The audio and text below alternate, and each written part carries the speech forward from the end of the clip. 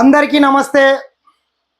తెలంగాణ రాష్ట్రంలో ఉన్నటువంటి 17 పార్లమెంటు స్థానాలలో మెజార్టీ స్థానాలని 12 నుంచి 14 స్థానాలలో కాంగ్రెస్ పార్టీ విజయం సాధిస్తున్నట్లు మనకు స్పష్టంగా తెలుస్తున్నది. సరే, ఎన్నికలకు ముందు ఈ తెలంగాణ రాష్ట్రంలో కావచ్చు, దేశవ్యాప్తంగా కావచ్చు, ముఖ్యంగా నరేంద్ర మోడీకి అమ్ముడపోయినటువంటి కొన్ని మీడియా ఛానళ్ళు తప్పుడు సర్వేలు చేసి తెలంగాణ రాష్ట్రంలో అత్యధిక స్థానాలు బీజేపీ గెలుస్తుందని వాళ్ళు ఎంత డబ్బా కొట్టించుకొని ఎంత ఊకదంపుడు ఉపన్యాసాలు ఇచ్చుకున్నా కానీ అంతిమంగా తెలంగాణ ప్రజల తీర్పు మాత్రం డిఫరెంట్గా ఉండబోతుంది. ఖచ్చితంగా నేను చెప్తున్నా, మీరు రాసి పెట్టుకోండి. ఎవరెన్ని అవునన్నా కాదన్నా కాంగ్రెస్ పార్టీ 12 నుంచి 14 సీట్లు అయితే 100% గెలిచే అవకాశం ఉంది. మరి ముఖ్యంగా చూసుకున్నట్లయితే మనం ఒకసారి కాంగ్రెస్ పార్టీ గెలిచే స్థానాలేవి, మరి బీఆర్ఎస్ గెలిచే స్థానాలేవి, బీజేపీ స్థానాలు గెలుస్తుంది అని ఒకసారి మనం ఇక్కడ చూసుకోవచ్చు. ముఖ్యంగా తీసుకున్నట్లయితే పాలమూరు నుండి వస్తాం. పాలమూరు పార్లమెంట్ సెగ్మెంట్లో 100% ఇక్కడ కాంగ్రెస్ పార్టీ గెలవబోతున్నది. డీకే అరుణమ్మ, నీవెన్ని తప్పుడు ప్రచారాలు చేపించుకున్నా, ఎన్ని తప్పుడు సర్వేలు చేపించుకొని ఎంత పోల్ మేనేజ్మెంట్ చేసినా ఇక్కడ 100% ఇది కాంగ్రెస్ పార్టీ గెలవబోతున్నటువంటి సీటు.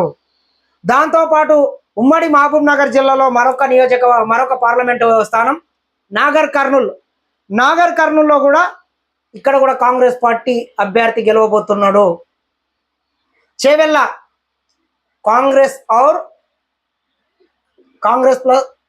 కాంగ్రెస్ లేదా బీజేపీ, ఇది కొంచెం తప్పు నడుస్తుంది. చేవెళ్ళ కాంగ్రెస్ బీజేపీకి హోరాహోరీగా నడుస్తుంది. ఇది కూడా కాంగ్రెస్ పార్టీ గెలవడానికి అవకాశం ఉంది. మరొకటి తీసుకున్నట్లయితే సికింద్రాబాద్లో ఇక్కడ 5 సంవత్సరాల నుంచి సెంట్రల్ మినిస్టర్గా ఉన్నటువంటి కిషన్ రెడ్డి గారు ఏం అభివృద్ధి చేసిండని అక్కడ ప్రశ్నిస్తున్నారు చాలామంది. కావున ఇక్కడ కూడా బీజేపీకి గెలవడానికి చాలా ఇబ్బంది ఉంది. కాంగ్రెస్ గెలవడానికి కూడా అవకాశం ఉంది. అక్కడ కూడా భువనగిరి తర్వాత నల్గొండ జిల్లాలలో ఉన్నటువంటి మరో ప్రధానమైనటువంటి పార్లమెంట్ స్థానం భువనగిరిలో కూడా 100% కాంగ్రెస్ పార్టీ గెలవబోతుంది. భువనగిరి, అదేవిధంగా నల్గొండలో కూడా కాంగ్రెస్ పార్టీ మీరు గెలవబోతుంది. మీరు రాసి పెట్టుకోండి కావాలంటే. ఖమ్మం కూడా వన్ సైడ్ మొత్తం ఇక్కడ ఉన్నటువంటి అన్ని సెగ్మెంట్ల ఎమ్మెల్యేలు కూడా కాంగ్రెస్ పార్టీ ఉన్నది. ఇక్కడ కూడా కాంగ్రెస్ పార్టీ గెలవబోతున్నది. ఖమ్మంతో పాటు వరంగల్లో కూడా కాంగ్రెస్ పార్టీ గెలవబోతుంది. మహబూబాబాద్ కాంగ్రెస్ పార్టీ గెలవబోతుంది వరంగల్ జిల్లాలో, ఇదొకటి. దాంతోపాటు మెదక్ కొంచెం టఫ్ ఫైట్ ఉంది. Congress, BJP, BRS. తెలంగాణ రాష్ట్రంలో బీఆర్ఎస్ ఎక్కడన్నా గట్టి పోటీస్తుందంటే అదొక మెదక్ మాత్రమే. అక్కడ ఒక అపార కుబేరుడు, మాజీ కలెక్టర్, సిద్దిపేట కలెక్టర్ వెంకటరామరెడ్డి గారు అక్కడ నుంచి పోటీ చేస్తున్నారు. మరి కల్వకుంట్ల చంద్రశేఖరరావు కుటుంబానికి కూడా ఇజ్జత్కే సవాల్గా ఆ సీట్ ఒకటి ఉంది. వేల కోట్ల రూపాయలను అక్కడ వెంకటరామరెడ్డి గారు కుమ్మరించడం జరిగింది. ఈ ఒక్క సీటు నన్ను గెలుపుకొని ఇలువ ఇజ్జత్ కాపాడుకుందామని మరి ముఖ్యంగా చూసుకున్నట్లయితే మాజీ ముఖ్యమంత్రి గారు కల్వకుంట్ల చంద్రశేఖరరావు గజ్వేల్ కాన్స్టిట్యున్సీ కూడా దాని కిందకే వస్తుంది, సిద్దిపేట దాని కిందకే వస్తుంది. మిగతా ఎమ్మెల్యేలు కూడా అంతా వాళ్ళకే ఉన్నారు. కాబట్టి ఇక్కడ కొంచెం టఫ్ ఫైట్ ఉన్నది. నేను 100% మెదక్కు ఏ పార్టీ గెలుస్తుంది అంటే కూడా మనం చెప్పలేని పరిస్థితిలో ఉంది. జైరాబాద్ 100% ఇది కాంగ్రెస్ పార్టీ గెలవబోతుంది. జైరాబాద్, నిజామాబాద్లో కూడా కాంగ్రెస్ వర్సెస్ బీజేపీ ఇక్కడ టఫ్ ఫైట్ ఉంది. కొంచెం కాంగ్రెస్ పార్టీకి ఎడ్జ్ ఉంది ఇక్కడ. దీంతో పాటు పెద్దపల్లిలో 100% కాంగ్రెస్ పార్టీ గెలవబోతుంది. పెద్దపల్లి ఇదొక ఎస్సీ సెగ్మెంట్, ఇక్కడ కూడా కాంగ్రెస్ పార్టీ గెలవబోతుంది. కరీంనగర్ ఒకటి కొంచెం టఫ్ ఉంది. కొంచెం ఈ తెలంగాణ రాష్ట్రంలో ఏదన్నా ఒక స్థానం బీజేపీ గెలిచేది చెప్పండి అంటే ఏకైక ఒక స్థానం కొంచెం ఇక్కడ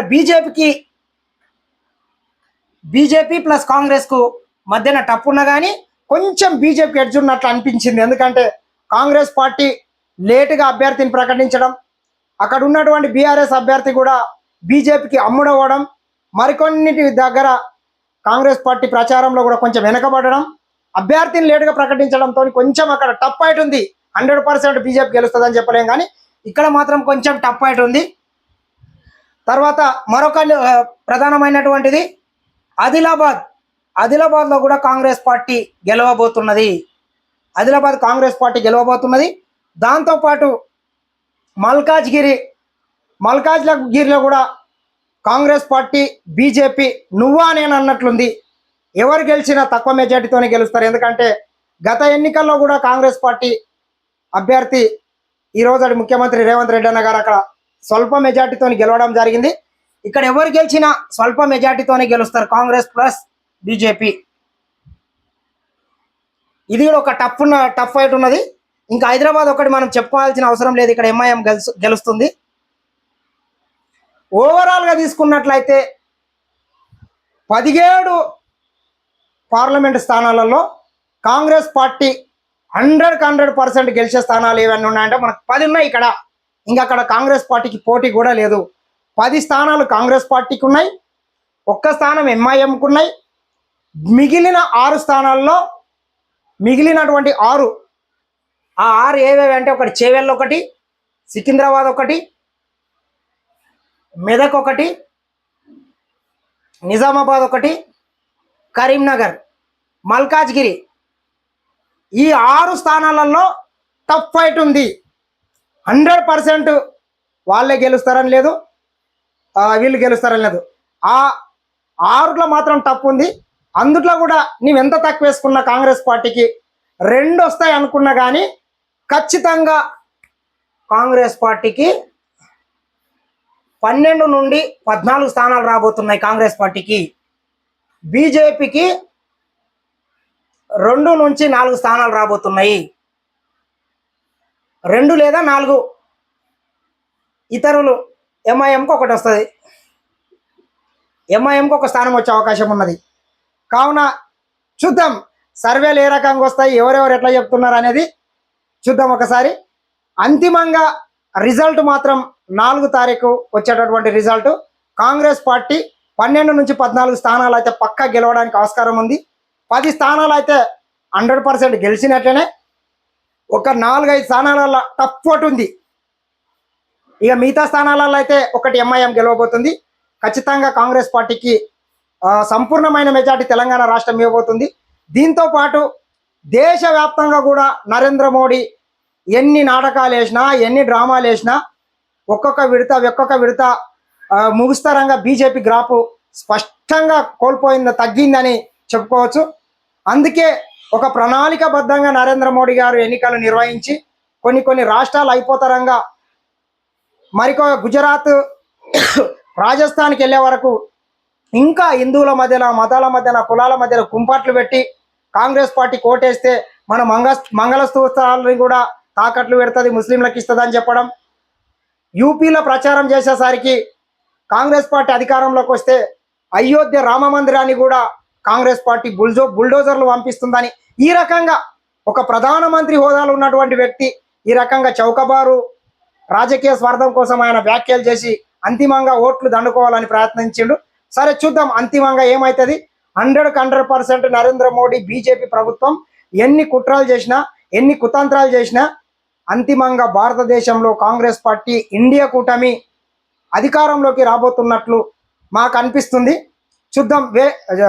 4 తారీఖు వరకు వెయిట్ చేస్తే ఫలితం ఏదనేది బయటపోతుంది. కావున కాంగ్రెస్ పార్టీ తెలంగాణకు మాత్రం పట్టం కట్టబోతున్నట్లు నా అంచనా. ఖచ్చితంగా 10 నుంచి 14 స్థానాల్లో కాంగ్రెస్ పార్టీ గెలవబోతుంది. 10 స్థానాలు అయితే పక్కా ఉన్నాయి. ఒక 4-6 స్థానాల్లో హోరాహోరి పోటీంది. 6లో కాంగ్రెస్కు 4 రావచ్చు, 2 అయితే పక్కా వస్తాయి.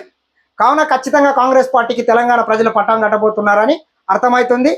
కొన్ని దొంగ సర్వేలు చేయించుకుండొచ్చు కానీ అంతిమంగా తెలంగాణ ఓటర్లు, తెలంగాణ సమాజం చాలా చైతన్యవంతమైన వాళ్ళు. కావున కాంగ్రెస్ పార్టీకి తెలంగాణ రాష్ట్రం ఇచ్చిన పార్టీగా కాంగ్రెస్ పార్టీ గతంలో ఇక్కడ తెలంగాణ రాష్ట్రంలో ఎన్నో సంక్షేమ పథకాలు చేసింది.